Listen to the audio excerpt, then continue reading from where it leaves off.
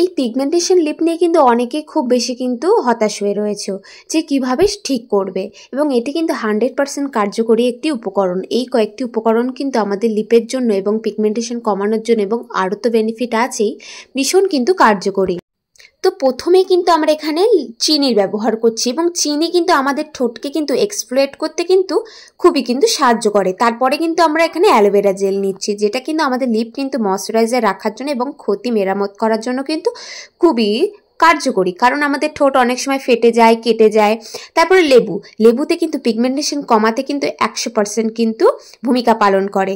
এবং তারপরে কিন্তু আমি এখানে হলুদ ব্যবহার করব। হলুদটা কিন্তু রোস্টেড হলুদ হবে, নর্মালও নিতে পারো। হলুদ কিন্তু আমাদের পিগমেন্টেশন কমাতে খুব সাহায্য করে, এবং আমাদের কিন্তু ঠোঁটের যদি কোনো ঘা, কোনো কিছু নর্মালি কিছু থাকে, সেগুলো কিন্তু সারাতেও সাহায্য করে।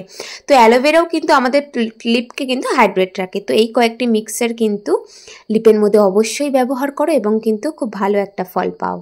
আর এটা কিন্তু অবশ্যই কিন্তু সপ্তাহে মিনিমাম 1 থেকে 2 বার কিন্তু ইউজ করবে, এবং এরকম আরও ভিডিও পাওয়ার জন্য সাবস্ক্রাইব করে রাখো।